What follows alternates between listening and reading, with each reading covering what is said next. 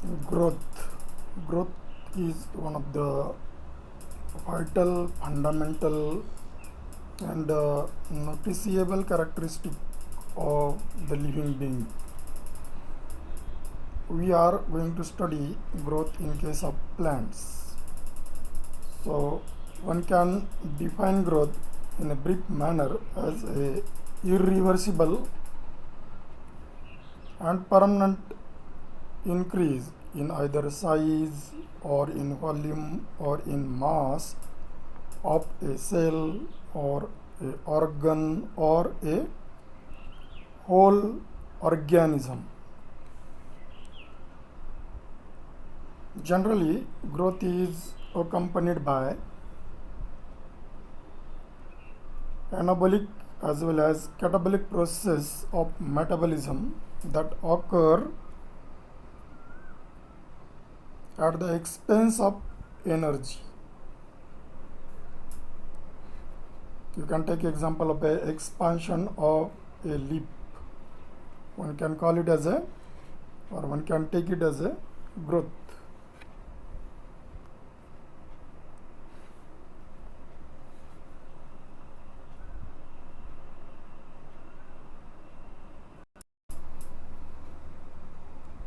Another definition of growth is a complex process of the continuous increase in size of plant and production of new organs, at least during some stages of life period. So two definitions we have seen. The first definition was irreversible permanent increase in size, volume or mass of a cell or organ or whole organism, accompanied by increase in dry weight. So this was first definition. Second definition also we have seen. The growth in case of plant and animal, they differ. So in animal, growth is at entire organism level. Instead, in case of plant, growth is limited to a particular region, particularly in the meristematic cells of root apex or shoot apex, and in the nodal region also, or in the vascular bundle. So these are the points where growth is limited. The sum total of growth and differentiation, one can call it as a development. The sum total of growth and differentiation is called as a development. It is governed by environmental as well as internal factors. So in this chapter we are going to study the phases of growth and the different factors governing the growth. So first we will try to study or look towards the phases of growth. Development is gradual increase in size. Development is a process in where there is ordered change or progress towards higher and more complex form. Development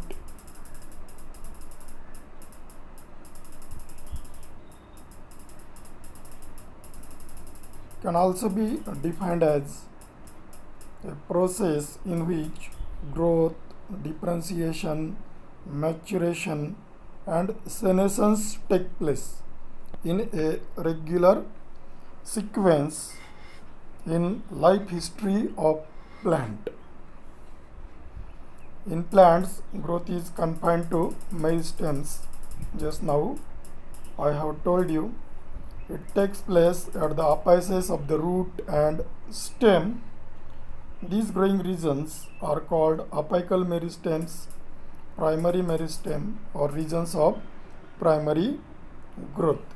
Sometimes growth occur due to intercalary meristems even, which are portions of apical meristems separated by permanent tissues, and temporary regions of growth. The third kind of growth region called as lateral meristems. For example, cambium, which is responsible for secondary growth.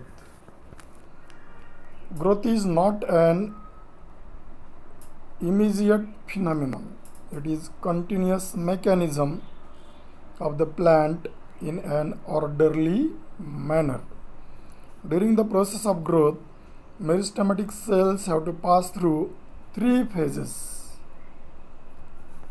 So these three phases are cell formation phase.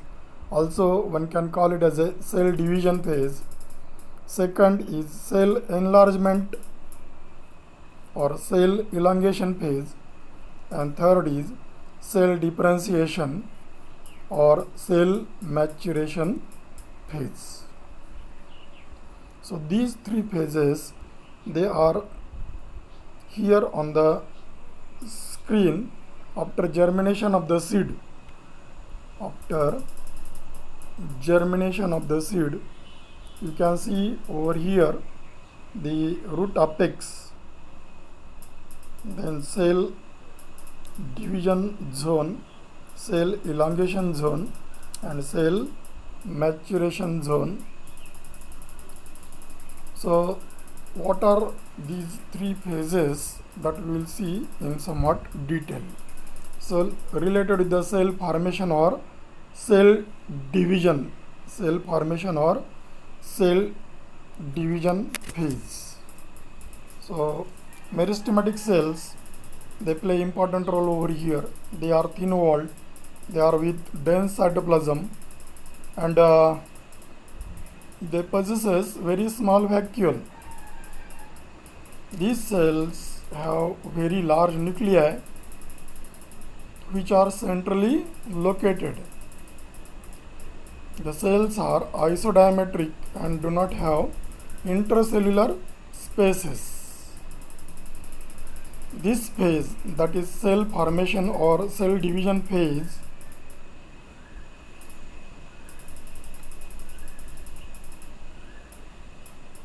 here cells of apical meristems, they divide and redivide so that new cells are continuously added. So these are the details of cell formation or cell division phase.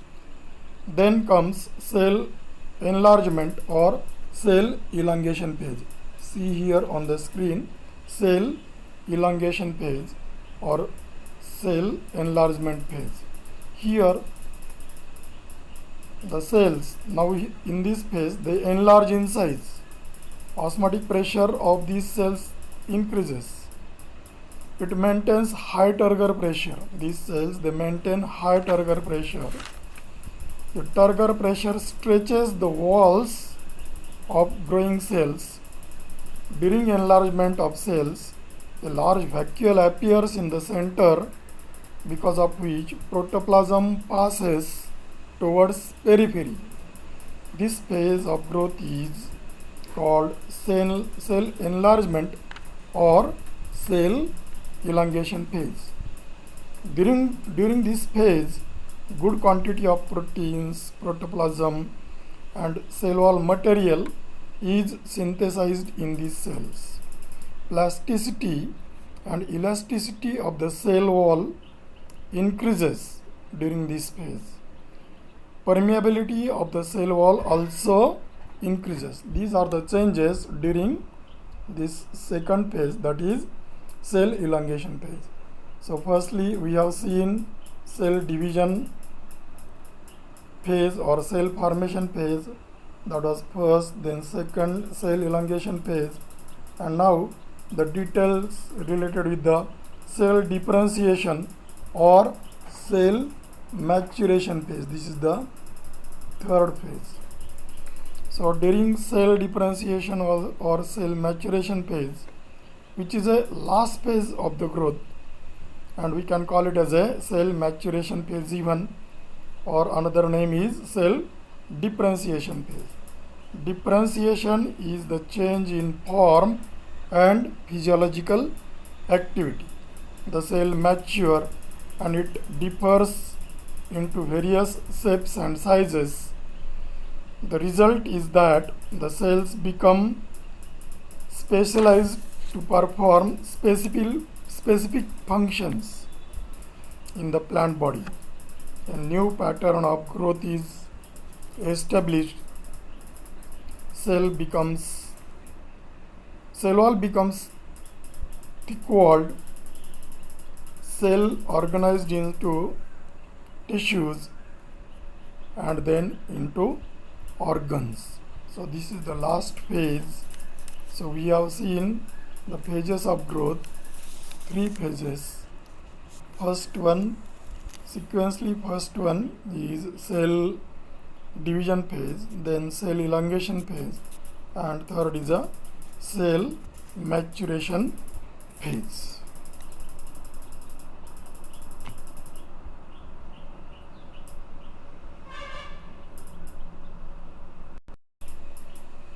Now some details related with the grand period of growth. Here on the screen you can see the graphical representation of plant growth. So always growth curve is sigmoid, or call it as a S-shaped. So overall this shape of growth is a S shape. So growth curve, if we see, it is always S-shaped or sigmoid. So see here in the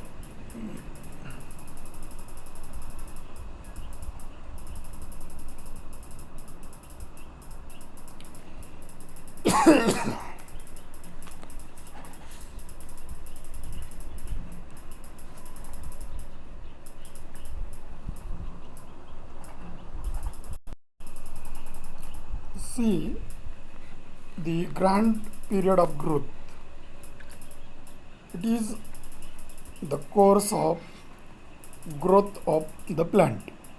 Course of growth of the plant. If the growth of cell as well as plant is studied as a whole, it is found that rate of growth is not uniform all times. When growth begins in any organ or a cell, it is very slow at first. So you can show it here. The growth rate is slow, very slow at first, but gradually becomes more rapid. So you can have this see here, the rapid rate of growth becomes more rapid until it reaches maximum and then it slows down. So you can show it here, the rate, it becomes slow somewhat, and finally it stops. The organ then acquires its permanent form. Thus this time, the time taken to pass through the whole cycle is called as a grand period of growth. Thus, the course of growth includes 3 stages. One initial stage, call it as a lag phase. So it is a cell formation phase, and here growth increases very slowly, that is lag phase. Then middle phase or middle stage, call it as a log phase, and here the cell elongation or enlargement it take place, and growth rate is very rapid over here. And third stage, or we can call it as a stationary phase. Here the cell maturation take place, growth becomes slow after this stage, and if we plot a graph, you can see graph of growth rate against the time. See here time and the growth rate. So if we plot the graph, it always occurs S-shaped or a sigmoid curve. So this is a standard growth curve, sigmoid or S-shaped curve, and the details we have seen.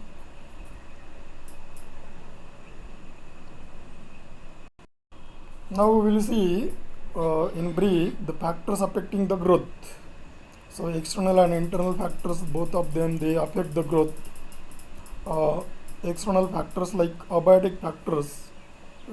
External factors, we can call it as a we will categorize the factors into the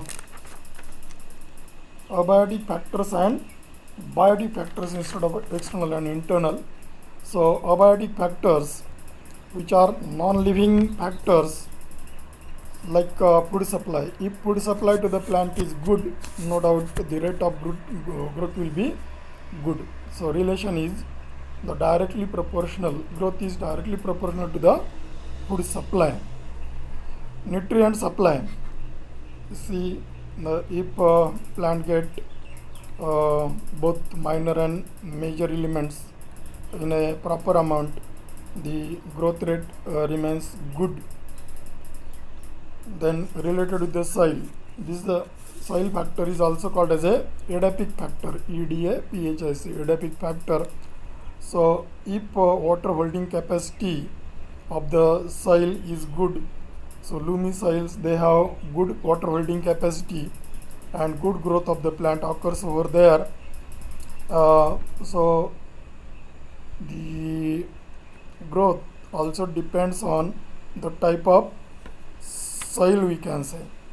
So pH of soil also plays important role. Then another factor, that is the water. So water, it acts as a medium for all metabolic and physiological process of the cells, and water is also responsible for giving turgid nature to the cells, and if availability of water is good, no doubt the result is the growth, or cells, they enlarge in length as well as breadth, and overall plant growth takes place. So sufficient amount of water in the soil is very essential for the growth.